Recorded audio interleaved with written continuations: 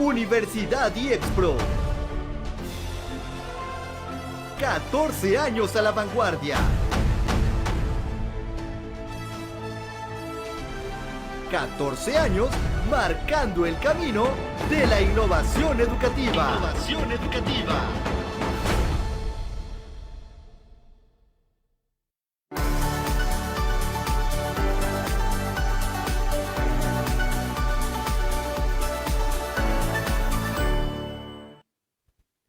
Hola, muy buenas tardes a todos y todas. Bienvenidos a este programa de Más Salud Mental para Todos. Es un gusto estar aquí con ustedes en este espacio que es hecho para ustedes, en donde promovemos la importancia de cuidar nuestra mente. Mi nombre es Cintia Alcocer y pues es un gusto que nos acompañen en esta transmisión. Así también me gustaría presentar a mi compañero, el maestro Pedro Marín. Hola Pedro, ¿cómo estás hoy?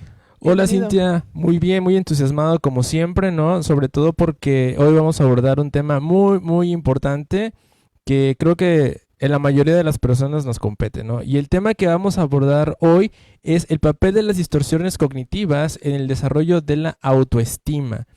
A través de este enfoque exploraremos cómo ciertos patrones de pensamiento distorsionados pueden afectar nuestra percepción de nosotros mismos y cómo identificar y modificar estos pensamientos para poder fortalecer nuestra autoestima y sobre todo alcanzar un bienestar emocional. Muy interesante este tema. Así es, Pedro, gracias por acompañarnos. Y la verdad es que sí, tenemos un tema que creo que nos compete a todos, estoy segura más bien. Y para abrir este tema me gustaría compartirles una frase que dice así. Dice, la forma en que nos vemos a nosotros mismos influye profundamente en cómo nos enfrentamos al mundo.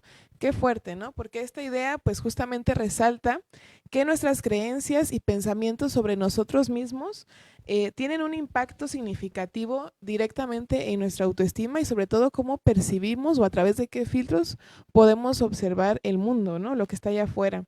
Entonces las distorsiones cognitivas como el pensamiento de todo o nada o generalización, que más adelante vamos a platicar sobre esto, pues pueden afectar de manera negativa a nuestra percepción. ¿Tú qué opinas, Pedro? Totalmente de acuerdo. Creo que las distorsiones cognitivas afectan directamente el estado emocional de las personas, sobre todo porque tiene una especie de impacto negativo en la autopercepción, ¿no? Y esto también va a ir, creo que impacta de manera negativa hacia justamente este tema, ¿no? La autoestima que vamos teniendo cada uno de nosotros. Sin embargo, es posible identificar que estos patrones y aprender a cómo modificarlos. Esa es la idea, ¿no? Y todo lo que podemos tener justamente con este impacto, pues de una manera positiva, ¿no? Y para continuar, les comento que hoy tenemos el honor de contar con una experta quien nos ayudará a comprender de mejor manera cómo las distorsiones cognitivas afectan la autoestima y cómo podemos abordarlas. Acompáñanos a conocer a nuestra invitada del día de hoy. Claro que sí, la conozcamos. Nuestra invitada del día es la maestra Rigel Ramírez Ruiz. Ella es licenciada en Educación Preescolar, licenciada en Psicología y maestra en Psicoterapia Cognitivo-Conductual. Bienvenidos.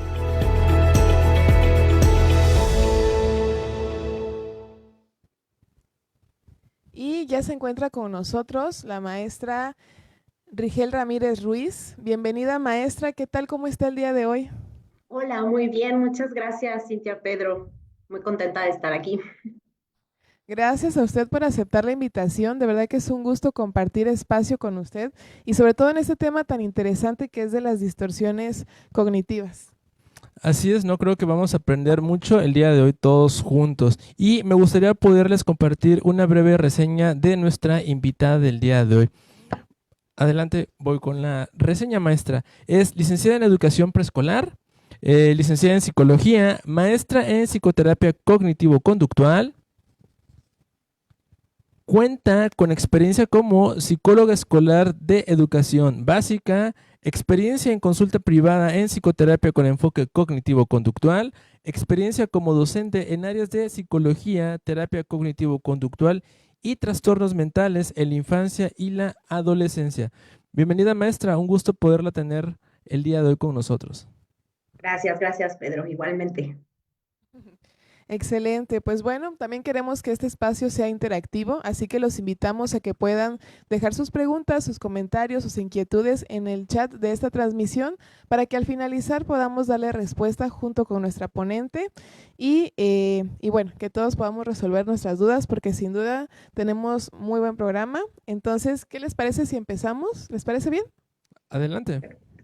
Iniciamos. Bueno, pues miren, la primera pregunta del día de hoy es, ¿qué son las distorsiones cognitivas y cómo influyen en la percepción de uno mismo? La escuchamos, maestra, adelante. Gracias, Cintia. Pues las distorsiones cognitivas son pensamientos, usualmente pensamientos que vienen a nosotros a veces sin darnos como mucha cuenta, ¿no? O sea, son automáticos, están ahí todo el tiempo, aparecen en distintas situaciones, pero la característica que tienen las distorsiones cognitivas es que justo son pensamientos que están, digamos, algo bizarros, es decir, se han ido alterando o tienen ciertos sesgos que lo que producen es muchísimo malestar emocional. Entonces, es como si yo usara unos lentes muy sucios, ¿no? O sea, a lo mejor si yo ahorita manoseara mis lentes y era medio borroso y entonces me los pongo, los eventos se van a ver de manera diferente que si yo trajera mis lentes completamente limpios, ¿no? Entonces, yo voy a ver esa realidad, digamos, a través de esos lentes y puede ser que llegue a conclusiones que no son las apropiadas, sino justamente están distorsionadas o están sesgadas por ese filtro que yo pongo entre la realidad y mi interpretación, ¿no? Que es un poco lo que decías hace rato, es esta forma de ver las cosas o de interpretar las cosas. Y la característica que tienen estas distorsiones, que tiene que ver con esta percepción de nosotros mismos, es que están conectadas íntimamente con otras creencias que son mucho más profundas, mucho más grandes, generales. Es decir, las distorsiones son lo que, digamos, como la punta del iceberg, ¿no? Es lo que alcanzamos a ver, a escuchar, a entender, pero debajo de eso hay otras creencias mucho más poderosas, vamos a decirlo así, que tienen que ver con esta percepción de nosotros mismos, ¿no? Entonces, puede ser que a lo mejor yo tenga una creencia muy profunda sobre mí misma de que soy incompetente, ¿no? Y esa incompetencia, pues evidentemente, si yo lo considero como algo central en mi persona, pues va a influir en todo lo que yo haga, ¿no? Entonces, ¿qué distorsiones vamos a ver ahí? Pues a lo mejor si yo mando mi CV a algún trabajo y no me responden, entonces yo voy a decir, claro, pues es que no soy suficiente, no estoy suficientemente preparada, seguramente mi CV no tiene todo lo que se necesita, ¿no? Porque estoy filtrando toda esa información a través de esta creencia de que no soy competente, ¿no? Entonces, sí están íntimamente ligadas con estas creencias sobre nosotros mismos, porque claro, estas creencias tienen como otros temas, ¿no? A veces podemos hablar de creencias relacionadas con el mundo, ¿no? Pensar que a lo mejor el mundo es un lugar muy difícil o es peligroso, esa podría ser otra creencia. Pero hablando en particular de la autoestima, tendríamos que hacer referencia a estas creencias centrales que hablan de nosotros mismos, ¿no? De quiénes somos o cómo nos vemos, cómo nos concebimos. Y eso es algo que hemos aprendido. Entonces, digamos que esa creencia central sobre mí misma, si es una creencia negativa, va a generar sesgos o distorsiones en mi pensamiento. Y entonces, cosas que yo podría interpretar como, bueno, pues no me hablaron los de este trabajo, ya me hablarán después o me hablarán de otro empleo, se vuelve en un no soy suficiente, lo hice mal, no tengo lo que se necesita y entonces empezamos a deformar, digamos, esos pensamientos. Excelente, maestra. Ahorita por lo que menciona, pues podríamos pensar entonces que las distorsiones cognitivas pues tienen una gran importancia en nuestro día a día, ¿no? Cómo hablando de este tema de la autoestima, en cómo nos vemos, en cómo creemos que nos ven, cómo creemos, o sea, que somos, ¿no? Y también, pues, me llama la atención esto que dice de que, bueno, son apenas la punta del iceberg, lo que apenas se ve, que mucho más abajo tenemos creencias más fuertes. ¿Tú qué opinas, Pedro? Considero que es algo muy importante entender justamente el término, ¿no? Distorsiones, ¿no? Como me gustaba el ejemplo que ponía al inicio, porque esto nos ayuda para que nuestra audiencia entienda, ¿no? De qué se trata, es ver, pero como que si hubieran muchos filtros, pero como de mala calidad, como como un espejo, un vidrio todo manchado y entonces son esa forma en cómo nosotros estamos percibiendo nuestra, y lo pongo entre comillas, nuestra realidad, pero cuando nosotros vamos limpiando, vamos como que eliminando esas distorsiones y va apareciendo un poquito más clara la imagen. Pero obviamente, como mencionaba maestra, ¿no? Va muy arraigado, considero yo, a este sistema de creencias, ¿no? ¿Qué es lo que va generando? Como el ejemplo que ponía, por ejemplo, lo del CB, o cuando no se siente capaz de poder realizar alguna actividad. Entonces, todos estos pensamientos intrusivos que van generando en el sujeto van alimentando eso. ¿Por qué preguntaba? ¿Por qué decía esto? Perdón. Porque me lleva a la siguiente pregunta. Es, ¿de qué manera el contexto cultural o las expectativas sociales pueden amplificar la presencia de estas distorsiones? Adelante, maestra. El factor social y cultural, digamos que está implícito ahí.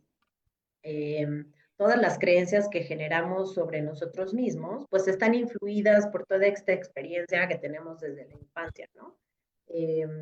¿Quiénes son nuestros padres? ¿Qué tipo de educación recibieron nuestros padres? ¿En qué sociedad o en qué cultura crecimos? ¿Cuáles son esos mensajes que manda la cultura y el contexto social? Entonces puede ser que a lo mejor en la cultura mexicana, el ejemplo, está muy valorado que los varones mantengan económicamente a sus hijos. Eso es algo que se transmite a través de la cultura, ¿no? Y que es un rol social. Entonces, esa característica que nos impone la cultura se va a arraigar como en estas ideas de entonces, ¿qué sería valioso de ser un hombre? Y tal vez dentro de esas ideas puede estar el que sustente a su familia, ¿no? En el caso de las mujeres, podríamos poner el ejemplo de las mujeres deben de ser mamás, ¿no? O tendrían que ser buenas mamás, tal vez, ¿no? O las mamás mexicanas son, y pondríamos ahí alguna característica, ¿no? Entonces, todo eso se transmite a través de la cultura y no podemos escapar de ello. Es decir, cuando nos estamos criando, todos esos mensajes pasan a través de la educación, de lo que observamos de nuestros padres, de lo que observamos de nuestra familia extendida, ¿no?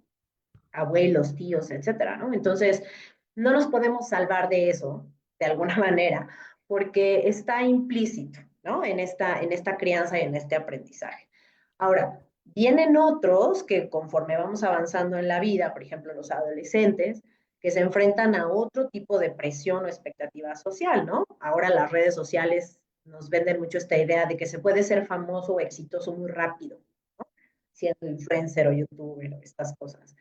Y al final crea como esta idea de, entonces, si yo no puedo lograr hacer eso, yo no puedo ser famoso o lo he intentado y no lo he conseguido, entonces podríamos caer en el pensamiento dicotómico de, entonces voy a ser un fracasado, ¿no? O sea, si no soy exitoso, entonces soy fracasado. Porque si no tengo esto, soy nada, ¿no? Entonces, esos mensajes, por ejemplo, a través de las redes sociales son otros. Con los chicos que están preuniversitarios, los que van a entrar o van a elegir apenas la carrera, también lo vemos, ¿no? Es que, ¿no? En mi caso, que yo doy clase en sexto de bachillerato, es que yo quiero estudiar tal carrera, pero ya me dijeron que es de pobres y que no voy a lograr nada y que no voy a ganar dinero. Todo eso está inmerso en la cultura y en los roles sociales. Entonces, de todas maneras, a lo largo de la vida nos vamos enfrentando con esos retos y con esa influencia y expectativa social. Después, que si te casas, que si vives solo, que si tienes hijos, que si no tienes hijos, que si te divorcias, que si no te divorcias, etcétera, etcétera, etcétera, ¿no? Entonces, están ahí y claro, no es lo mismo, ¿no? Estas influencias sociales o culturales, si vives en México, si vives en la Ciudad de México, que si vives a lo mejor en Coahuila o si vives en Estados Unidos o si vives en Finlandia, evidentemente van a ir cambiando, ¿no? En razón de estas reglas sociales y estas expectativas culturales. Creo que es importante conocer eso, ¿no? Independientemente, creo que de la ubicación que tengamos con este último que mencionaba, sí o sí van a seguir estando presentes porque es un factor fundamental el lugar donde estamos, ¿no? Para, creo que de manera negativa, alimentar estas distorsiones o estos malos pensamientos que se pueden estar cruzando en nuestra mente y está alimentando estas inseguridades que obviamente van mermando nuestra autoestima, el manejar tal vez inclusive una buena comunicación hacia nosotros mismos, ¿no? En ese sentido. Así es. Doctora, le quisiéramos pedir de favor si se puede acercar un poquito el micro para que la escuchemos un poquito mejor. En ese sentido, le agradecemos, maestra. Y pues ahora sí que con lo que mencionas, Pedro, pues a mí me gustaría destacar que en esta parte de la pregunta donde dice cómo amplifica la presencia, me parece que también es parte del origen, ¿no? Esta parte de lo sociocultural que a lo mejor, como bien dice la maestra, viene implícito y que no es nuestra culpa tener esas creencias. Me gustaría que que la maestra nos corroborara, porque también es parte de lo que nos enseñaron, de lo que de niños o niñas aprendimos a cómo debe de ser según lo que nos dijeron. Es esto que mencionabas, perdón, esto que mencionabas, ¿no? El deber ser y lo que nuestros padres de una manera, lo pongo entre comillas nuevamente, indirectamente, ¿no? Ajá. Nos van diciendo, nos van enseñando, porque también estamos hablando de patrones y de conductas aprendidas, y entonces nosotros pues vamos replicando eso y sobre todo la importancia que tiene, ¿no? El alimentar esto. Ahora sí, nada más como acotarlo. Ahora sí, corrobórenos, maestra. ¿Usted qué opina? Em, no es nuestra culpa, sí se escucha mejor ahí, sino para Sí. quitar los audífonos. No, yo no diría que es como, eh, o sea, es decir, son cosas inevitables, ¿no? O sea, Ujú.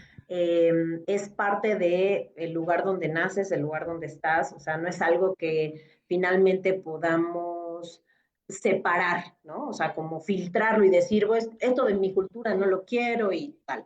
Que de todas maneras las familias lo hacen, ¿no? O sea, uno va eligiendo, digamos, los valores que quieres inculcar a tus hijos y a lo mejor a ti te educaron de una forma y tú vas a educar a tus hijos de otra o de la misma, ¿no? Tú ya vas a ir filtrando. Aquí el asunto es que pueden existir esas reglas y esas expectativas, pero la diferencia está justo en lo que decían ahorita, ¿no? O sea, los deberías o los preferiría, ¿no? O sea, si lo ponemos como en el debería, se vuelven estas reglas inamovibles e inflexibles que nos causan mucho sufrimiento porque nos orillan a un todo o nada. Pero si tú estás en la postura más flexible, más de me gustaría, preferiría, pero si no se puede, puedo hacer otra cosa, o si no lo logro, no tiene que ver con mi valor como persona, ¿no? Entonces creo que el trabajo está en flexibilizarlas más que hacerlas, Exactamente. ¿no? Ideas inamovibles, ¿no? Como si fueran dogmas, así de tiene que ser así o no es de otra manera. Así es, maestra. Y de hecho, en eso va nuestra siguiente pregunta, que dice, ¿qué estrategias son más efectivas para identificar y desafiar las distorsiones cognitivas que afectan la autoestima? Bueno, pues el trabajo que se hace en terapia, en la terapia cognitivo-conductual en particular, es el registro de pensamiento. Enseñamos a los pacientes o a los clientes a identificar qué están pensando cuando pasan ciertos eventos. Usualmente estos eventos que generan emociones negativas o más que negativas, desagradables, ¿no? Me gusta más llamarlas desagradables. Entonces, por ejemplo, si yo tengo una emoción de una intensa tristeza o una intensa ansiedad, yo tengo que ver qué está sucediendo, ¿no? Entonces, a la hora que les enseñamos esto, les enseñamos a describir lo que sucedió y qué estaban pensando en ese momento, que son estos pensamientos automáticos, y ahí podemos identificar las distorsiones, ¿no? O sea, en ese momento pensé, claro, algo hice mal, soy un tonto, no lo voy a lograr, claro, es que estoy fea, ¿no? O sea, cualquiera de ese tipo de pensamientos podríamos ir identificando. Y a partir de ir descubriendo esas distorsiones, lo que planteamos es que el cliente o el paciente se plantee una alternativa más flexible. En vez de decir, claro, es que algo hice mal y por eso me terminó, es mi culpa, ¿de qué otra forma podría yo pensarlo? ¿No? Y entonces invitamos, porque nosotros no se los decimos, invitamos a los pacientes o a los clientes a que ellos formulen un pensamiento alternativo. Ahora, como decía yo al principio, estas distorsiones son solo la punta del iceberg. Entonces, si nosotros realmente queremos trabajar con estas distorsiones, pues en terapia tendríamos que ir más al fondo, ¿no? Y decir, bueno, ¿qué sostiene esta distorsión? Y entonces hablar sobre eso que sostiene la distorsión. Porque si no, sería como nada más un cambio superficial, como un cambio pues sí, en el pensamiento automático que de momento funciona, pero si la situación se pone más intensa o las emociones se ponen menos fáciles de manejar, digamos, ya no va a ser suficiente con hacer ese cambio en el pensamiento automático, sino vamos a tener que trabajar con esas otras reglas que están de fondo, ¿no? Pero creo que lo fundamental, y eso lo podemos hacer todos, es poner atención en qué estoy pensando en este momento que siento esta emoción tan desagradable, ¿no? O sea, me estoy sintiendo muy triste, pero ¿qué estoy pensando al respecto? Y tratar de hacer esa reflexión. A veces ni siquiera es como verbal, ¿no? No es como, ay, soy un tonto, no, sino a veces nos imaginamos cosas, vienen en forma de foto, como si ya, como cuando te llaman a la oficina, un clásico, así que te llamen a la oficina del jefe y tú ya te viste en la calle con tu cajita y tus cositas, ¿no? Entonces, a lo mejor no lo pensaste verbalmente, pero ya te viste en una foto, así con tu cajita y tus cosas en la calle y dices, sí, ya, me van a correr, ¿no? Entonces esa puede ser una estrategia efectiva. O sea, primero tratar de escribirlos, identificarlos y plantearlos de una manera más flexible. No negarlos, sino plantearlos de una manera más flexible. En este sentido, maestra, por ejemplo, en el papel de la autoestima, bueno, en el caso de la autoestima, podríamos preguntarnos qué tan real es lo que estoy pensando. Se me ocurre como otra forma de debatir, ¿no? El pensamiento que a lo mejor me está provocando esta emoción desagradable, como checar qué evidencia tengo respecto a esto que estoy pensando. Ujú. Sí, claro, puedes preguntarte sobre la evidencia, sobre la utilidad, porque a veces puede ser que tengas evidencia, es decir, mandaste tu CV y nadie te habló, lo mandaste a otro y nadie te habló, lo mandaste a otro y nadie te habló. Ahí está la evidencia de que no te van a hablar para el trabajo, ¿no? Pero qué tan práctico sería pensar, soy un inútil, no sirvo para nada, no tengo lo que se necesita. O sea, ¿de qué me serviría pensar eso? ¿Eso me va a ayudar a seguir avanzando? O al contrario, ¿no? Me va a anclar a que yo siga atorado en un, no lo voy a lograr, ¿no? Entonces, a lo mejor podría ser otra pregunta, ¿no? El, ¿para qué me sirve? ¿Qué evidencia tiene? ¿Qué tan racional es esta conclusión que saqué? O sea, ¿cómo llegué ahí? ¿No? A lo mejor en uno de esos pasos metí información que no estaba yo muy segura y de ahí ya me salté a la conclusión. Estas podrían ser. Sí. Le pregunto esto porque en un caso con un paciente, por ejemplo, llegó con esta idea de que él debe verse fuerte y grande, ¿no? Musculoso, como muy de estar en el gimnasio todo el tiempo, comer bien. Pero justo fue esta pregunta de, bueno, ¿por qué debes de ser grande, fuerte, ¿no? ¿De dónde sale esta... Como que esos calificativos serían, ¿no? Esos eh, pensamientos. exactamente, pero bueno, por lo que vemos acá, a lo mejor un primer punto sería pensarlo, ¿no? ¿Por qué deberías de ser como te estás diciendo a ti mismo, ¿no? O en otros casos, ¿por qué debo de ser como tal persona? ¿Por qué debo ser como lo que dice la sociedad, ¿no? Sí, ¿no? Estas comparaciones que creo que también van muy directamente para crear y alimentar este tipo de pensamientos negativos hacia las personas, ¿no? El decir, ok, bueno, me planteo, sí es parte de, ¿qué tanto de lo que estoy pensando es lo que realmente yo quiero ser? ¿No? Por Ujú. ejemplo, tomando el ejemplo del caso que mencionabas, ¿no? Si es realmente un pensamiento mío, o es un pensamiento de alguien más que me lo estoy apropiando y a partir de ahí comienza, ¿no?, a mermar la autoestima y obviamente a distorsionar toda esta imagen o todo este tipo de pensamiento. Así Podría ser es. por ahí. ¿No? Ya sacando hipótesis, ¿no, maestra? Exacto, de eso se trata, de Es generar que de eso se hipótesis trata. y, claro. Porque es como que identificarlo, ¿no? De dónde va y justamente eso nos... Bueno, no sé si quiere agregar algo o si no, pasemos a la siguiente pregunta. Dale, dale a la siguiente. Ok. Entonces, vamos al siguiente, ¿no? Dice, ¿qué papel juega la autocompasión en la reconstrucción de una autoestima saludable? Ahora sí. La autocompasión, digamos que entendida como el ser amable y comprensivo con uno mismo. No es tenerse lástima, ni ser condescendiente, como darnos por nuestro lado. No, ser compasivo significa ser amable con nosotros mismos. Y creo que si estamos hablando de estas distorsiones donde nos estamos constantemente diciendo lo malo que hacemos, lo malos que somos, lo poco valiosos, ¿no? Y empezamos como a filtrar, que esa es otra distorsión, empezamos a filtrar toda esta parte negativa. No estamos siendo amables con nosotros mismos, no nos estamos dando chance de decir, híjole, puede ser que me haya equivocado, pero no, puedo tal vez resarcirlo, puedo intentarlo de nuevo. El no tener lo que se necesita para este trabajo no me hace menos valioso como persona. Entonces, creo que la autocompasión entendida como eso, como ser amable y comprensivo, no es darnos por nuestro lado, no es mentirnos a nosotros mismos, no es decir que somos casi casi intocables, no, es simplemente ser amables. Entonces creo que tienen o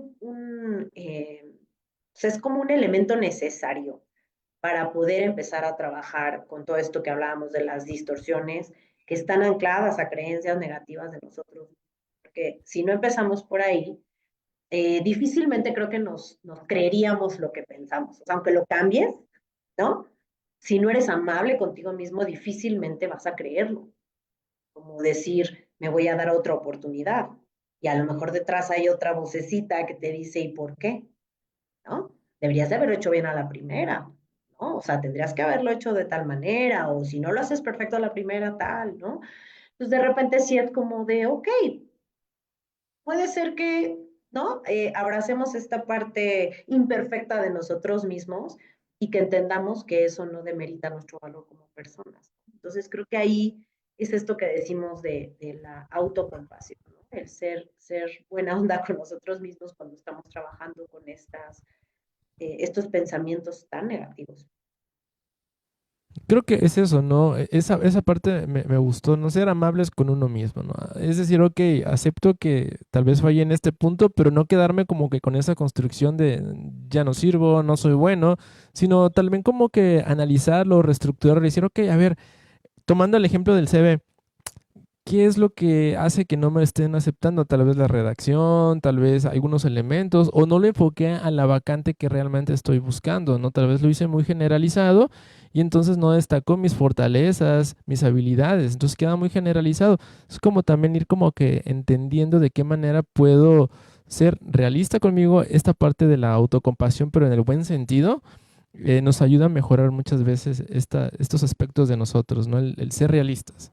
Exactamente. Y a mí me gustaría igual agregar a esto que en esta parte de la autocompasión entra, bueno, me gustaría que la maestra también nos corroborara esta parte de validar lo que estoy sintiendo, aceptarlo y decir, bueno, o sea, está bien que yo me pueda sentir enojada, frustrada, pues porque yo quería ese trabajo, regresando al ejemplo del CV, ¿no? Yo quería tal vez ese trabajo. Sin embargo, no quiere decir que no me hayan aceptado porque soy incompetente, ¿no? O sea, puede ser que mi perfil simplemente no es el que están buscando, pero entonces me voy a otro, ¿no? Busco otras alternativas. Pero filtrar esa información me parece que, para filtrarlo más bien, me parece que la autocompasión es una clave bastante importante porque de lo contrario, pues ponte como dice la maestra, a lo mejor sí lo haces, pero ¿qué tan útil te va a ser si de todas formas sigue siendo a lo mejor pues no tan cordial, ¿verdad? Contigo mismo o manteniendo estas etiquetas que a lo mejor nosotros mismos nos imponemos. Claro, ¿no? Y totalmente de acuerdo, ¿no? No solamente en la cuestión como que laboral, sino también en nuestra imagen, en nuestra apariencia, ¿no? Construirnos quiénes somos, que va a dar pie a identificarnos como personas, cuáles son mis habilidades, cuáles son mis fortalezas, pero creo que este pensamiento negativo del decir es que debes de ser como este prototipo de, y no cumples con esas expectativas y en lugar de decir, ok, pero ¿para qué me comparo? Es decir, bueno, soy quien soy y va partiendo de ese mismo elemento, ¿no? Empezar yo creo que el paciente a identificar y empezar a construir nuevos elementos para ir contrarrestando tal vez este tipo de pensamientos negativos, tampoco como que caer en el exceso de ser positivillos, ¿no? Así, todo está bonito, ¿no? Así decir, ok, o sea, me acepto como soy, o sea, sí tengo mis fallas, pero eso no significa que siempre voy a estar fallando, puedo aprender a mejorar estos aspectos de mi vida. Así es, y con ello pues también tenemos una siguiente pregunta, maestra, que dice, ¿qué señales podrían indicar que alguien necesita buscar ayuda profesional para abordar sus distorsiones cognitivas? Pues lo primero es, creo que el grado de malestar emocional, es decir, si ya siento que mi emoción desagradable, tristeza, miedo, enojo, ansiedad, está siendo demasiado intensa, demasiado frecuente, ¿no? Que yo digo, esto ya es demasiado, o sea, muy molesto, ¿no? Ya no puedo estar como en paz, me la paso más mal que bien, ¿no? Creo que esa es una primera señal. Y hablo primero de la emoción porque creo que es lo que primero identificamos, ¿no? Es mucho más fácil identificar ese malestar, ¿no? Entonces, esa tendría que ser como una primera línea y bien acompañada o refleja o como efecto dominó da en el segundo punto, que sería las áreas de mi vida que se ven afectadas, ¿no? Entonces, si a partir de estos pensamientos y este malestar empiezo a fallar en el trabajo, empiezo a fallar en la vida social, empiezo a dejar de ver a mis amigos, a lo mejor estoy mucho más irritable con mi familia, termino con mi pareja, bueno, hasta con el perro, me peleo y la paso mal. Entonces empiezo a ver cómo se empiezan a afectar más de un área de mi vida, digo, a ver, ¿no? O sea, algo aquí hay que ajustar. Y el tercer punto es que tal vez algunas personas digan, bueno, yo no lo siento tan molesto, tal vez yo no tengo tantas áreas afectadas, pero no puedo avanzar en esta, ¿no? Por ejemplo, hablando del aspecto laboral, ¿no? Llaman de mi CV, ya lo corregí, ya tal, y siento que no, o sea, que no avanzo, ¿no? O sea, hago mi CV, pero ya no lo mando. Tomo un curso, pero no lo termino, ¿no? O sea, como si fueran pequeños sabotajes, pero en un área a lo mejor donde yo quiero conseguir una meta y no lo estoy logrando, ¿no? O sea, veo y parece que hago cosas, pero no estoy logrando esa meta. Ese podría ser otro indicador, ¿no? Es como si estuviera uno trabado ahí. Bueno, entonces creo que esos tres tendrían que ser, para mi gusto, los indicadores como más importantes. El malestar emocional, el número de áreas que se ven afectadas por estos pensamientos negativos y el que yo no pueda lograr mis metas, la meta que yo me haya propuesto, ya sea terminar mi licenciatura, ser más fit, ¿no? Ir más al gimnasio, convivir más con mi familia, no sé. La meta que te hayas puesto, si ves que tú no estás logrando y por más que intentas no logras, tal vez por ahí haya algunos pensamientos que te estén como, ¿no? Trabando en tu logro de metas, ¿no? Claro, y sobre todo, bueno, creo que en esta parte es importante, como usted dice, maestro, identificar qué es lo que estamos sintiendo. A lo mejor los pensamientos podríamos incluso pasarlos desapercibidos porque justo hay muchos automáticos que no sabemos identificarlos tan a la primera, vamos a decir, pero en la parte de la emoción tal vez pudiera ser un poquito más sencillo porque justo causa este malestar emocional y decir, bueno, no sé qué tengo, pero me siento triste, ¿no? O no sé qué tengo, pero me siento enojada, no sé qué tengo, pero me siento ansiosa y tal vez por ahí sea como la primera como el primer punto de decir, bueno, entonces a lo mejor ya necesito buscar esta ayuda profesional. Sí, sería como justamente esto, ¿no? De aprender como que por lo menos aceptar que algo me está pasando, ¿no? De entrada decir, ok, sé que tengo algo, pero no sé qué es, ¿no? O sea, me cuesta identificar todavía qué es o ponerle el nombre. O sea, identifico que tengo algo, pero no sé qué nombre ponerle. Y entonces creo que ese es uno de los elementos que nos pueden dar pauta para decir, ok, voy por buen camino, nada más necesito como que el empujoncito, ¿no? Necesito esta orientación para que alguien más me abra un poquito más el panorama y me vaya orientando, ¿no? Prácticamente a decir, ok, hay que ponerle nombre, ¿no? No hay que tenerle miedo a decir, pues estoy triste. Bueno, ahora ya estoy triste, es más fácil porque ya identificas la emoción y ahora vamos, ¿a qué se debe esa tristeza, ¿no? Y poco a poco. Exactamente, Pedro, pues así es. Y con esta pregunta pues ya nos iríamos a una sección del programa que se llama Pregúntale al especialista. Así que, sin más, pues vamos a ello. Vamos.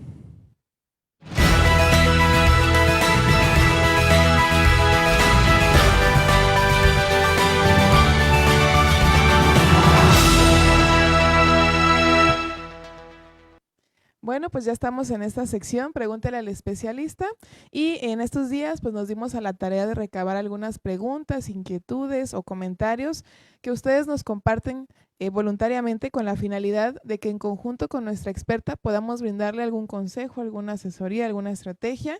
Y pues en este día tenemos dos comentarios que nos hicieron llegar muy amablemente. La primera es la siguiente: ¿qué enfoque considera que ha tenido más sentido para el cliente? ¿Alguna técnica en especial para tratarlo con adolescentes y desde qué enfoque? La escuchamos, maestra. El enfoque que a mí, bueno, por supuesto que a mí me gusta y me parece como muy apropiado para abordar las distorsiones cognitivas, pues es el enfoque cognitivo-conductual. Evidentemente cada paciente va o cada cliente va a buscar pues el tipo de atención que pues más le guste, más le interese, más le haga sentido, ¿no? Creo que es la palabra, que le haga sentido. Y por eso es importante que los terapeutas podamos explicar desde un inicio cómo vamos a trabajar o de qué va nuestro enfoque, ¿no?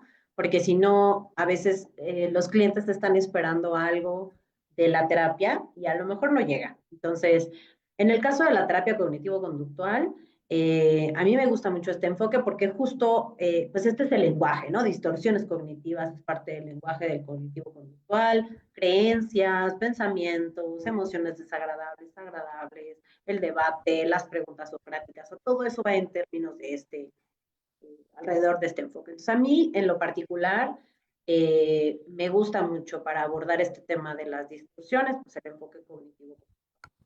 En el caso de los adolescentes, más allá de una técnica, mi experiencia ha sido que ellos están ávidos de debatir ideas, ¿no? Los adolescentes.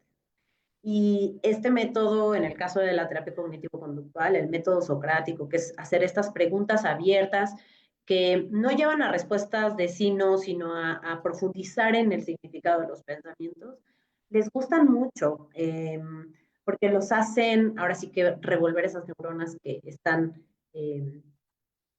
ya han avanzado en esta parte del pensamiento abstracto y que tienen esta posibilidad de pensar muchas alternativas. Entonces, es una habilidad que ellos están estrenando.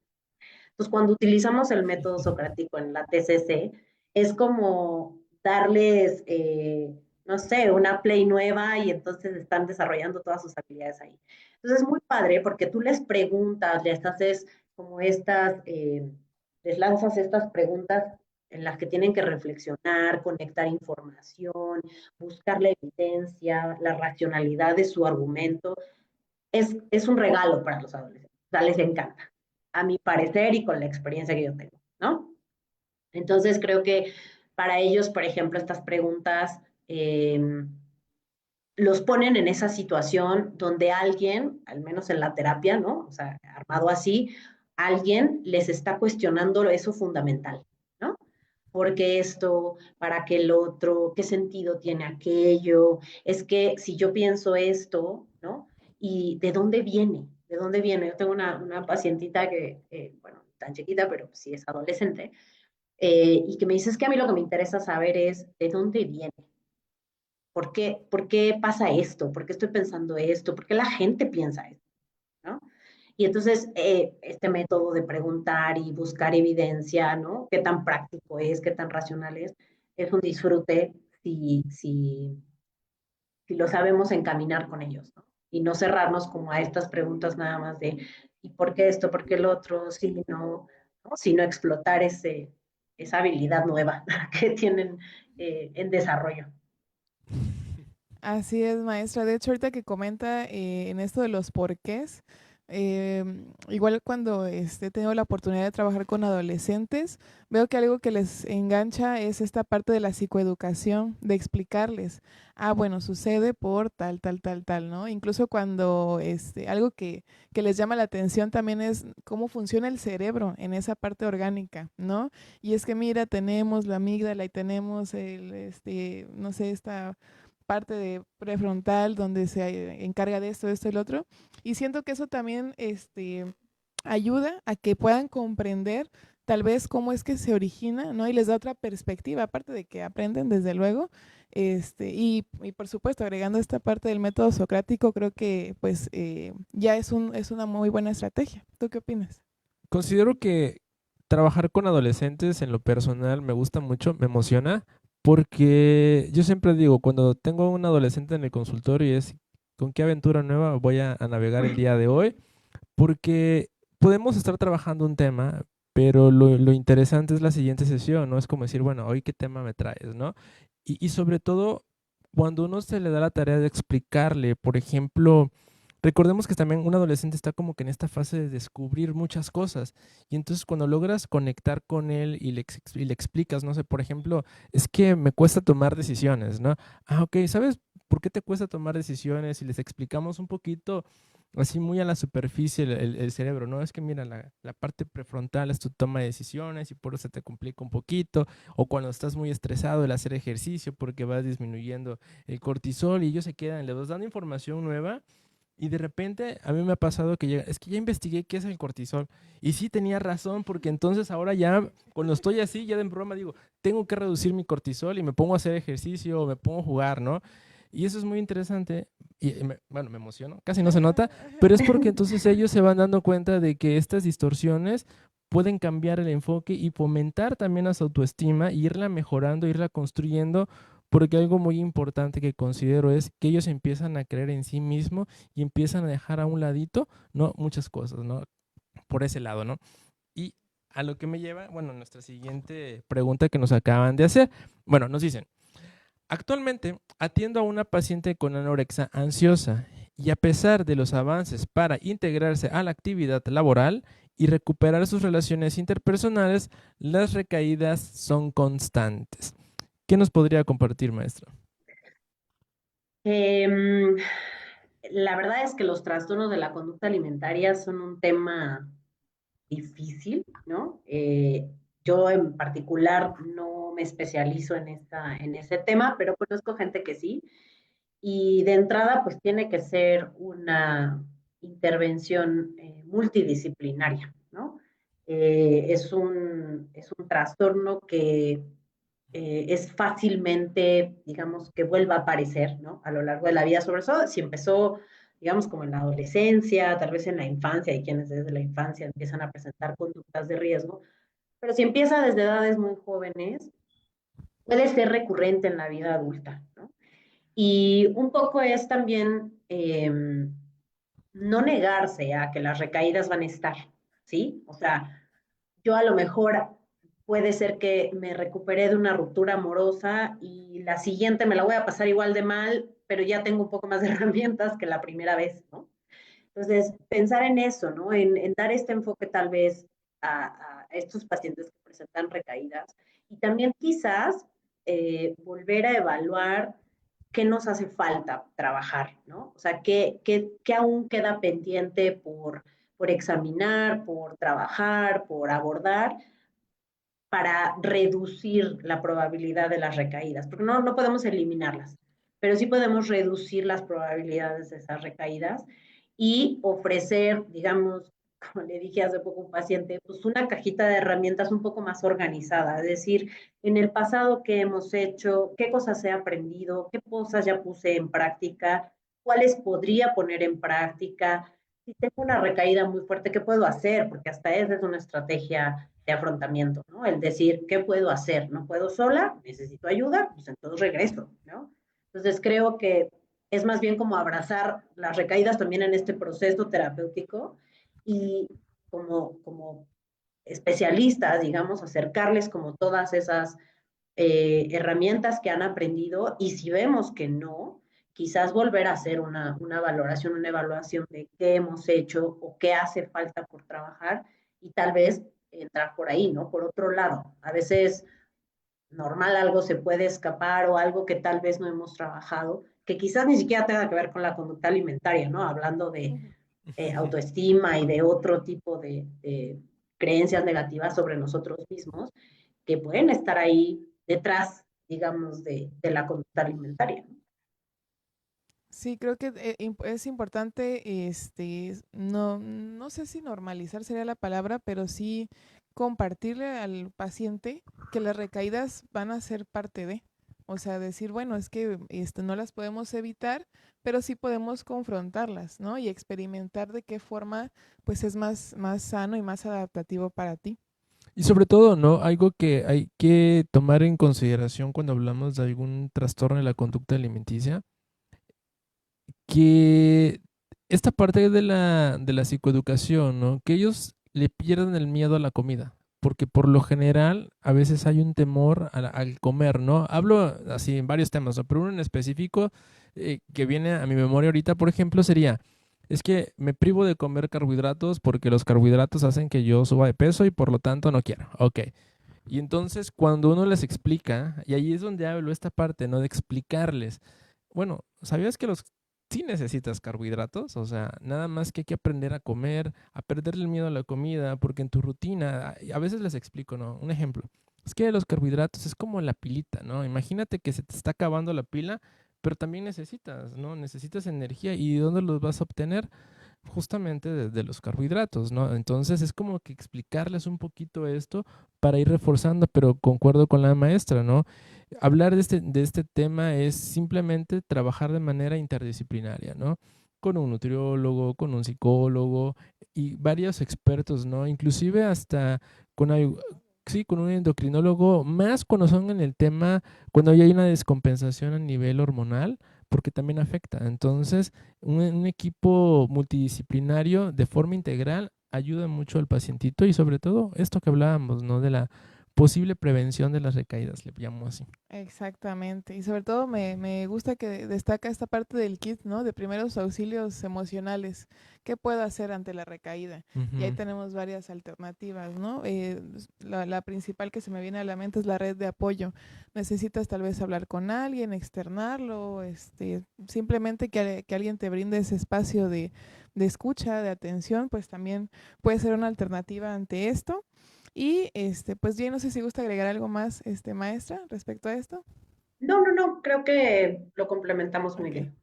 excelente. Pues bien, entonces vamos a pasar al tiempo de las preguntas y respuestas de nuestro público que nos está viendo en este momento. Si le parece bien, maestra. Muy bien. Por ahí tenemos algunas Algunas preguntas. preguntitas. Vamos a darle paso a la lectura. Gracias.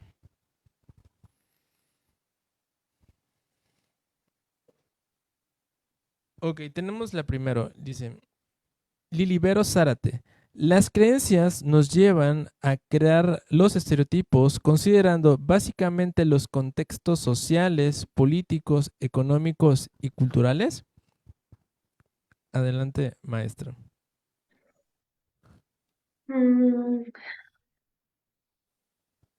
creo que sí, es decir, a ver,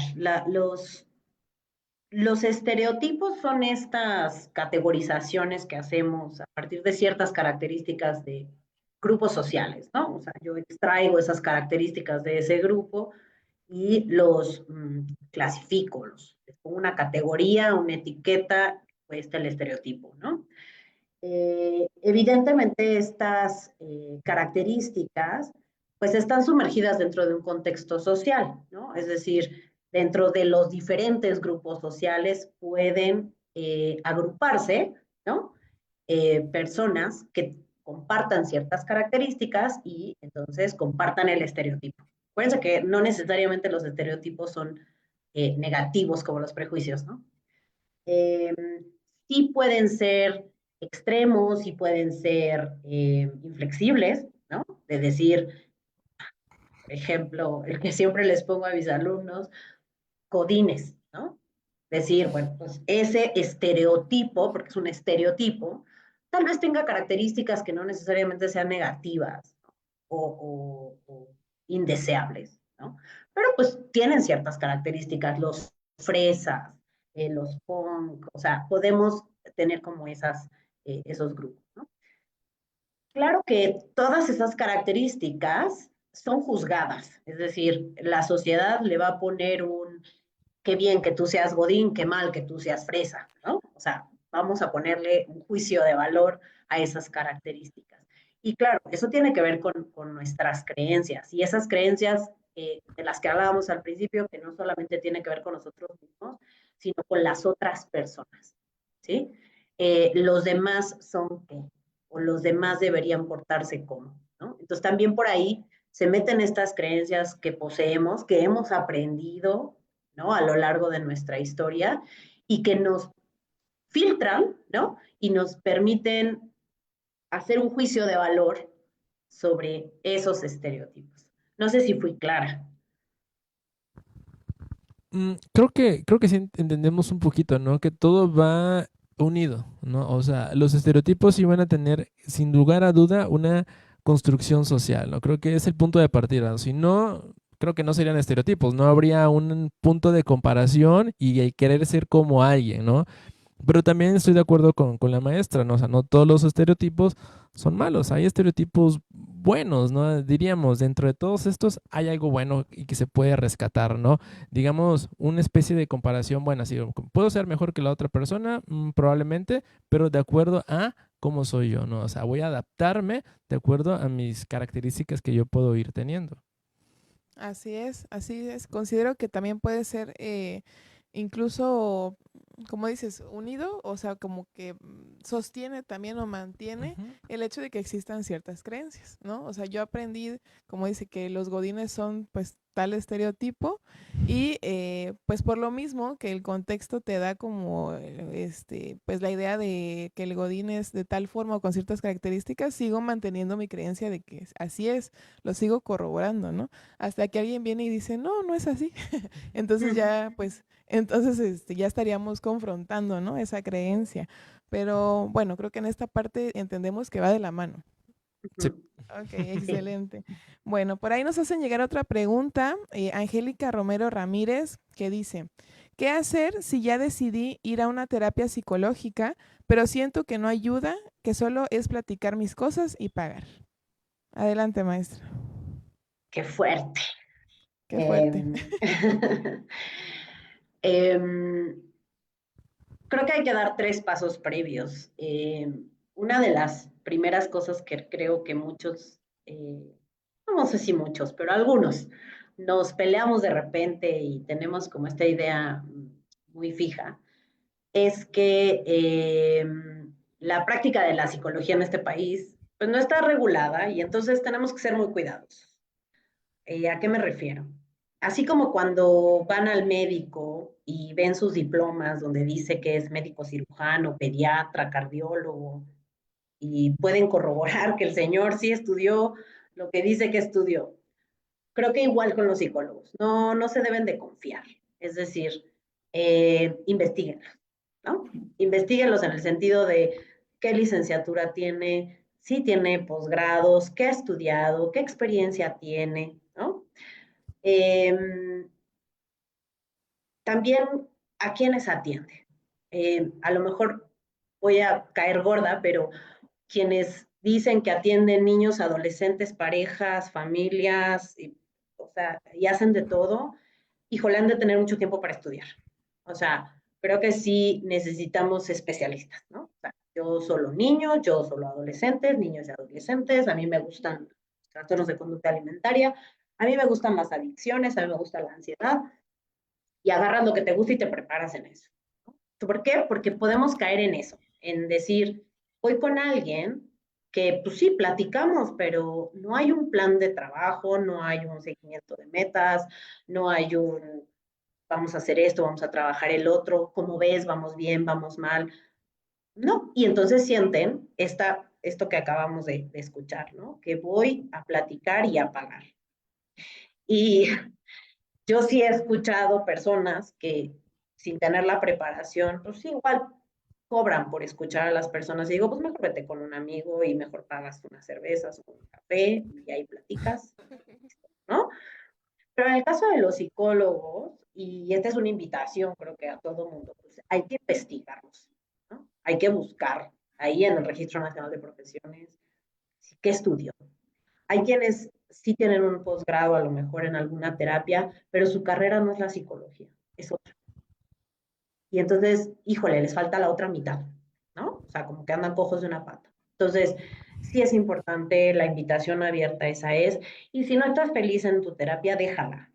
Déjala, ve a investigar otro terapeuta Y así como tú llegas y le dices al médico, oiga, pero ¿cuáles son los efectos secundarios de este medicamento? Tú vas a llegar y le vas a preguntar qué enfoque tiene, cómo va a trabajar, cómo ve usted, cuál es su impresión, cuáles son las metas, cuánto tiempo, o sea, hacerte, digamos, partícipe de ese proceso y en donde tú te sientas que estás avanzando, porque si no, vamos a quedarnos así, nada más voy a, pues, sí, a tirar mi dinero ahí porque no estoy trabajando nada.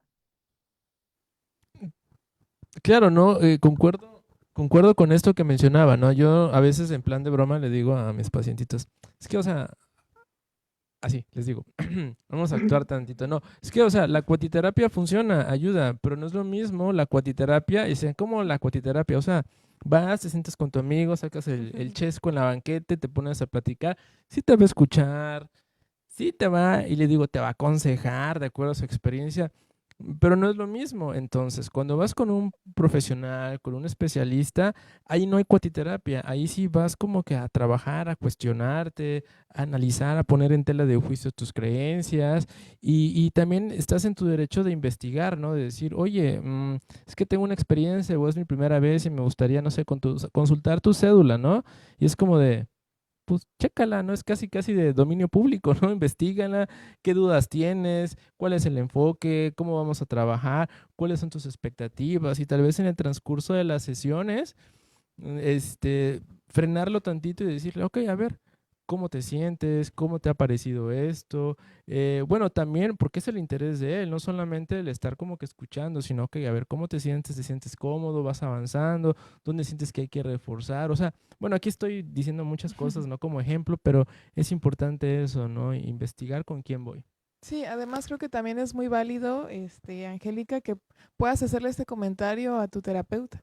O sea, decirle, ¿sabes qué? Siento que pues este proceso, no sé, no me está dando el resultado que yo espero, ¿no? Ujú. Y ya desde ahí, o sea, si tus objetivos se plantearon desde un inicio o si no, pues también nos dice mucho, ¿no? Sobre este proceso que estás llevando. Pero creo que también, bueno, no creo, estoy segura de que puedes hacerle este comentario y no tendría que haber detalle con el terapeuta, ¿no? Entonces, y sí, sí, pues entonces buscamos otras alternativas que también es muy válido, ¿no? Claro, ¿no? Así es. Bueno, por ahí tenemos otra preguntita. Sí, nos dice Cel RM, ¿por qué se dan las distorsiones cognitivas, maestra? Lo que decíamos al principio, llegamos a, digamos que con estos lentes sucios de los que hablábamos, ¿no? Que están como, que distorsionan lo que estoy viendo, llegamos a conclusiones que tal vez fueron tomadas con pequeños trozos de información, ¿no? Eh, Información que va de acuerdo, y a eso iba con lo que dije al principio, con esta creencia negativa más grandota. Entonces, si yo vuelvo al ejemplo, podemos usar el de la incompetencia, que es un muy común, pero también puedo usar una creencia como de no soy valiosa, ¿no? Esa podría ser mi creencia central. Si vieron intensamente, ahí habla de las creencias centrales, vean la 2 y ahí están, explica muy lindo qué son las creencias centrales. Pues si yo tengo esa creencia central, digamos que esos son mis lentes, están todos cochinos y yo lo que veo es no soy valiosa. Entonces, si alguien llega y me ofrece un regalo, no, pero yo no me lo merezco. O sea, no, ¿cómo crees que me vas a dar esto? No, no, no, no, no lo voy a recibir. No, no inventes, no, ni se te ocurra nunca darme un regalo porque me siento muy mal. ¿Sí? O sea, esas distorsiones son producto de que yo estoy viendo esa acción, que es ese regalo, a través de los lentes que me dicen yo no valgo y entonces no tendría por qué recibir ese regalo. ¿Sí? O si alguien llega y me dice, oye, qué hermosa te ves hoy, te queda muy bien ese color, y yo estoy viendo a través de ese filtro, voy a decir, no, algo quiere, algo me va a pedir, porque yo no soy eso que él está diciendo, eso que ella está diciendo. ¿Sí? Y ahí aparece la distorsión. Es como esta respuesta a ver mal o interpretar mal la realidad, pero ese interpretarlo mal va en íntima conexión con esa creencia central. ¿No? No nos podemos como zafar mucho de ella, ¿no? O sea, siempre va a salir a decir, espérate, espérate, hay que usar estos lentes. y ahí te lo pones y ya valió, ¿no? Siempre lo vas a interpretar bajo esa perspectiva. Entonces de ahí vienen, es digamos que lo que podemos escuchar de nuestras creencias centrales, que a lo mejor luego ni las conocemos. Es Exactamente. curioso eso que mencionaba al final, ¿no? Tal vez no las conocemos porque igual no nos hemos dado la tarea, creo que, de sentarnos con uno mismo, ¿no? Y empezar como que a conocerte, a cuestionarte varias cosas y el hecho de decir, como decía hace ratito, ¿no? ¿Realmente lo estoy pensando yo? ¿O es porque por ahí lo escuché y ya me quise agarrar ese pensamiento y como dijo ahorita, ¿no? Pues ya valí, ya fue, ¿no? Pero siempre es como que tener en consideración estos elementos, ¿no? E ir aclarando también nuestras ideas y limpiar, ¿no? Limpiar con un pañito ese cristalito. Así es, sobre todo si es acompañado de un profesional, pues muchísimo mejor, ¿no? Ok, y tenemos una última pregunta que nos hace llegar Mari Oris, que dice, ¿las distorsiones cognitivas tienen su origen desde la percepción? Mm. ¿Qué nos podría comentar, maestra? Lo que pasa es que la percepción, o sea, como proceso psicológico, sí, porque la percepción como proceso psicológico se refiere a esta interpretación que hacemos, ¿no? De los estímulos, desde los estímulos sensoriales muy básicos como la luz, el sonido, etcétera, ¿no? O sea, desde ahí podríamos hablar de percepción. Y es el mismo proceso aplicado a otras cosas, ¿no? O sea, si yo me están dando este regalo, que poníamos el ejemplo hace rato, me están dando este regalo y yo a través de la percepción, ¿no? ¿Cómo voy a organizar esa información? La voy a acomodar de acuerdo a, digamos, el caminito que yo ya me hice en mi cabeza, ¿no? Si en mi caminito es, no, no debes de recibir regalos porque no, tú no te mereces eso. O sea, nadie tendría por qué darte un detalle, ¿sí? Esta ya es la manera en la que yo voy a organizar y filtrar la información. Ese es el proceso perceptual, ¿no? De cómo organizo la información. Entonces, sí, claro, aplica para la luz, el color, el tamaño y estas cosas muy sensoriales, pero también aplica para cómo percibimos estos eventos, ¿no? O estas situaciones que se nos presentan en la vida. Y entonces decimos, ah, esto significa esto y lo voy a acomodar aquí y necesito usar esta herramienta y entonces ya tenemos nuestro caminito para interpretar. Pero ese caminito es el que a veces está distorsionado o sesgado y da producto a estas distorsiones cognitivas. Pero sí, totalmente, si lo vemos como un proceso psicológico así, totalmente conectado con la percepción. Excelente, maestra. Muchísimas gracias por sus respuestas. Y pues ahora vamos a dar paso, si les parece bien, a nuestra última sección de este día, que es Desconecta y Reconecta.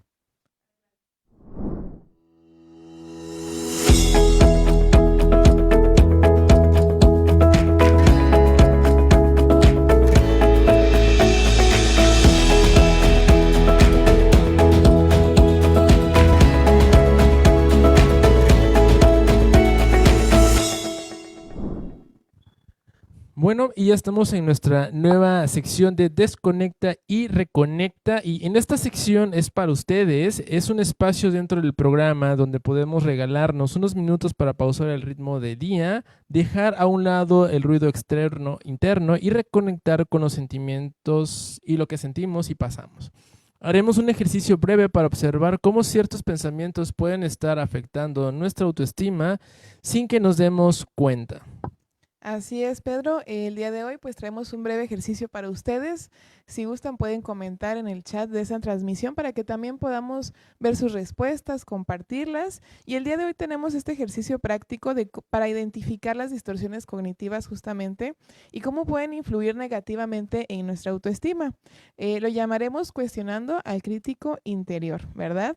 Voy a compartirles algunos pensamientos automáticos que probablemente tenemos, que dice que reflejan distorsiones cognitivas, pues las más comunes, especialmente relacionadas con la autoestima. Quiero que me ayuden a transformarlos en versiones más amables, realistas y útiles, lo que hablábamos de la autocompasión, ¿verdad?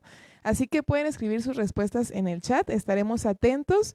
Y el primer pensamiento distorsionado sería, soy un fracaso, todo me sale mal. Que aquí estaríamos viendo una distorsión del tipo tal vez de generalización excesiva. ¿Tú cómo lo cambiarías, Pedro? A ver, pensemos. Soy un fracaso, todo me sale mal. Entonces, yo considero que uno de estos pensamientos podría decir, ok, digo, no es que sea un fracaso, a lo mejor no estoy encontrando la estrategia adecuada para mejorar esa situación, ¿no? Mejor lo intento de otra forma. Así es, o también puede ser el hecho de que cometer errores pues no me define, ¿no? Que hay muchas cosas que también he hecho bien y que desde luego que voy a seguir aprendiendo. Ujú. Maestra, ¿usted qué opina? ¿Cómo cambiaría este pensamiento distorsionado? Tal vez yo me diría algo como, esta vez salió mal, pero tal vez si lo vuelvo a intentar, obtengo un resultado diferente.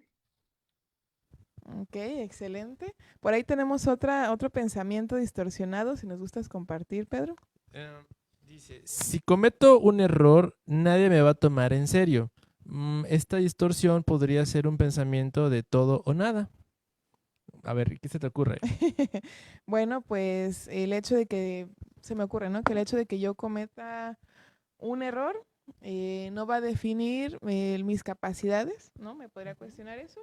Y que pues todos nos equivocamos alguna vez y eso no me hace menos valiosa. Ujú. O se me ocurre ahorita, aprendo de mis errores, ¿no? No lo veo como un error, lo veo como un aprendizaje. Ujú. Así es, maestra, ¿usted cómo nos apoyaría en esta distorsión? Me gusta mucho el que tú dijiste, Cintia, porque creo que los errores luego afectan nuestra percepción de valía, ¿no? Entonces creo que sí también dejaría algo como, si cometo un error, todos cometemos errores y no valgo menos por eso. Excelente, es Ujú. correcto. Ok, y tenemos también un último pensamiento distorsionado que dice, seguro piensan que no valgo nada, ¿no? Y aquí estamos teniendo una distorsión de lectura de mente, ¿no? Donde ya nos está, creo que también se llama inferencia arbitraria, si no me equivoco. Entonces, pues aquí, ¿cómo lo arreglarías, Pedro? A ver, seguro piensan que no valgo nada. En lugar de, creo que de cuestionarme, seguro piensan que no valgo nada, es decir, ok, yo sí valgo mucho. No Ujú, sé, se me ocurre algo así, como decir, ok, ¿por qué piensan eso? En realidad es lo que ellos piensan, más no lo que yo estoy pensando. Considero que yo valgo mucho. ujú, ok, ¿Se me ocurre algo así? maestra. Algo así como, eh, no estoy segura, ¿no? De lo que los otros piensan de mí, pero yo sé lo que yo valgo. Un poco abonando a lo que decía Pedro. Ujú. Exactamente, ¿no? Como esa parte de, bueno, es imposible predecir lo que el otro piense o diga, pero si yo sé quién soy, pues no tengo de qué preocuparme, ¿no? Me estaba acordando de un dicho, pero es algo de una monedita de oro, pero no recuerdo el contexto, pero creo que ahí ayúdennos a ver si recuerdan, ¿no? El refrán ese. Sí, que Eh, para caerle El de bien a nadie es todos. monedita ajá, de oro, ¿no? ajá, como para Exactamente. caerle bien a alguien o algo así A era, ¿no? todos. El contexto, ahí va. Exactamente. Por ahí nos hacen llegar algunos comentarios que dice, bueno, estoy en proceso de aprendizaje y es válido equivocarse, ¿no? Hablando de este pensamiento de cometer errores, muchísimas gracias por compartir. También por ahí nos hacen llegar el comentario de confío en mis habilidades y en lo que puedo aportar, ¿no? Que es esta parte también de tal vez de cometer errores o en la parte de soy un fracaso y todo me sale mal. Creo que también es muy importante esto que nos hacen llegar. Muchísimas gracias por sus respuestas, por interactuar con nosotros. Y pues sin duda este ejercicio nos muestra cómo podemos poner en duda estas ideas o pensamientos más bien automáticos que podrían estar bajando nuestra autoestima. Identificar distorsiones cognitivas es un primer paso para comenzar a hablarnos con más compasión y construir una imagen más saludable de nosotros mismos. Maestra, ¿considera que habría otra estrategia que podríamos aplicar para ayudar a transformar estos pensamientos y fortalecer la autoestima? Algo que, bueno, no es como, o sea, por supuesto ir a terapia puede funcionar muy bien, pero existen estos, y eso lo trabajo con mis adolescentes, estos ejercicios de gratitud, ¿no? Em, por ahí dicen que el cerebro va hacia donde tú lo dirijas, ¿no? Un poco como cuando dicen que el cuerpo va para donde van los ojos. Lo vemos cuando vamos manejando, si nos distraemos, ¿verdad? ¿No? Ahí va el volante. Un poco el cerebro igual, ¿no? O sea, si tú le dices para dónde mirar, el cerebro va a mirar ahí. Entonces, si yo pienso algo como lo que decíamos acá arriba, ¿no? Todo el mundo va a pensar mal de mí. Lo que le estoy diciendo al cerebro es fíjate en eso, ¿sí? Entonces, una de las estrategias que a mí me parece un bonito ejercicio, además muy fácil, son estos ejercicios de gratitud, donde fácilmente, de manera diaria, uno puede resaltar eso positivo, ¿no? A lo mejor un logro, a lo mejor alguna condición que me es agradable en el momento, a lo mejor un aprendizaje nuevo, algo que yo diga, esto fue bueno hoy, o sea, por esto estoy agradecido el día de hoy, qué bueno que me pasó esto ayer, porque entonces hoy aprendí tal cosa, o qué bueno que no pude hacer tal, ¿no? O sea, a lo mejor qué bueno que no pude comunicarme con fulanito por ese día que estaba bien enojada, porque entonces le hubiera dicho cosas que hubiera hecho, ¿no? Lo hubiera hecho sentir mal y tal. Entonces, creo que de repente decirle al cerebro en dónde tiene que poner atención, ¿no? Y estos ejercicios de gratitud pueden funcionar muy bien, porque además te obligas a buscar evidencia, ¿no? Exacto. Buscar evidencia de lo bueno que sí pasa en tu vida, ¿no? Y tal vez ya rediriges la atención hacia otro lado y me parece que esa podría ser una cosa muy sencilla que podríamos hacer. Excelente, claro, focalizarnos también en lo positivo, ¿no? Ok, Ujú. excelente, maestra, muchísimas gracias. Y pues bien, uno de los objetivos que buscamos con este programa es dejar recomendaciones sobre el tema que abordamos durante, bueno, durante este programa de Más Salud Mental, ya que muchas de las personas que nos ven puede ser que a lo mejor es la primera vez que escuchan de este tema o tal vez ya tienen conocimientos, pero siempre nos gusta que pues nuestro experto, en este caso nuestra experta, nos pueda dejar algunas recomendaciones. La escuchamos, maestra. Pues yo les dejaría 3 puntos en particular. Uno es este ejercicio de gratitud, eh, con que reconozcamos 1, 2 cositas diarias, las vayamos escribiendo, porque si no se quedan ahí en el aire, escribirlas y tener presente lo positivo, lo bueno y la evidencia de las cosas positivas, que tenemos en la vida. Otra sería buscar lecturas. Yo soy fan de Walter Rizzo y no me importa, me encanta. Y Walter Rizzo tiene este enfoque cognitivo-conductual. Y tiene un libro que se llama Pensar bien, sentirse bien. Es un poco técnico, pero la verdad es que nos explica esto, ¿no? ¿Cómo llegamos a estas conclusiones sesgadas? ¿Por qué es importante flexibilizar o poner un pensamiento más realista, más racional, eh, más saludable, más flexible? Creo que ese libro, la verdad es que lo resume muy bien y sí, les digo un poco de tecnicismos, pero la verdad es que está muy accesible de leer. Y el otro es un video que pueden consultar en YouTube del doctor Mario Guzmán, que habla de los sesgos cognitivos y el abordaje desde la TCC, ese lo encuentran en YouTube, y ahí también nos explica cómo es que llegamos a estos sesgos cognitivos, que es distorsiones cognitivas, cómo distorsionamos el pensamiento.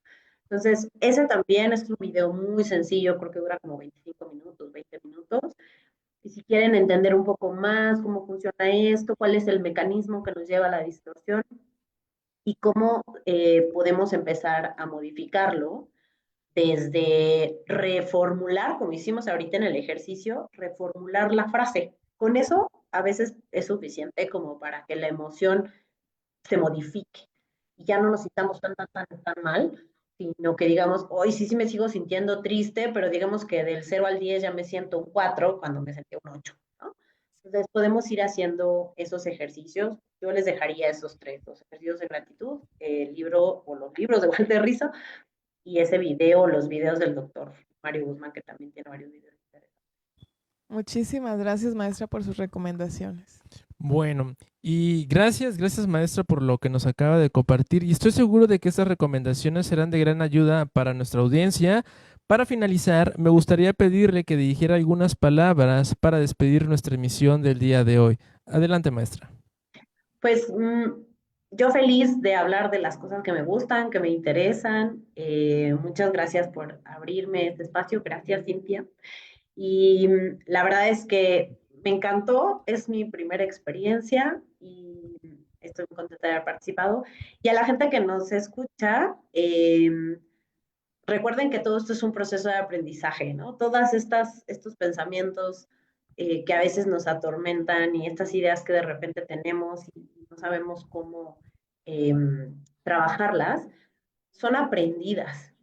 Y como son aprendidas, podemos desaprenderlas y podemos reaprender.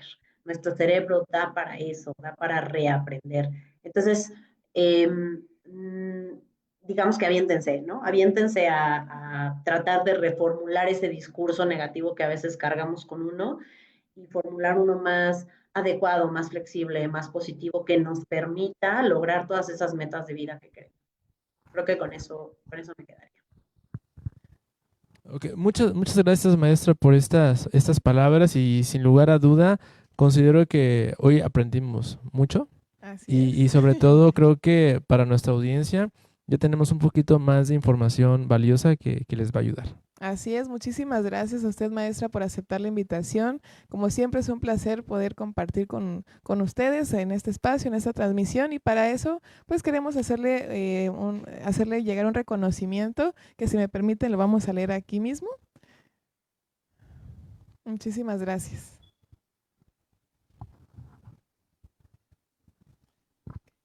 La Universidad Gexpro otorga el presente reconocimiento a la maestra Rigel Ramírez Ruiz por su destacada y valiosa participación en el programa de Más Salud Mental para Todos, con el tema El papel de las distorsiones cognitivas en el desarrollo de la autoestima, realizado en las instalaciones de la Universidad Gexpro en Tuxtla Gutiérrez, Chiapas, el día 28 de abril del 2025. Muchísimas gracias, maestra, nuevamente. Ojalá que nos pueda acompañar en siguientes eventos.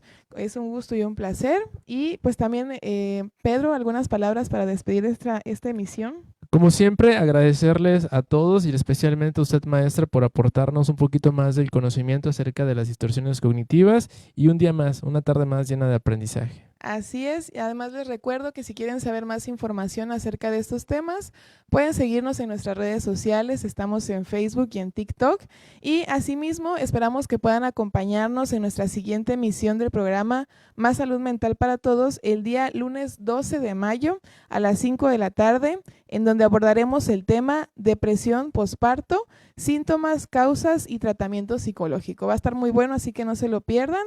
Y pues sin más, deseamos que tengan una feliz tarde. Muchísimas gracias a todos. Nos vemos en una próxima emisión. Hasta luego. Gracias. Bye, bye. Universidad Gexpro. 14 años a la vanguardia. 14 años marcando el camino de la innovación educativa. Innovación educativa.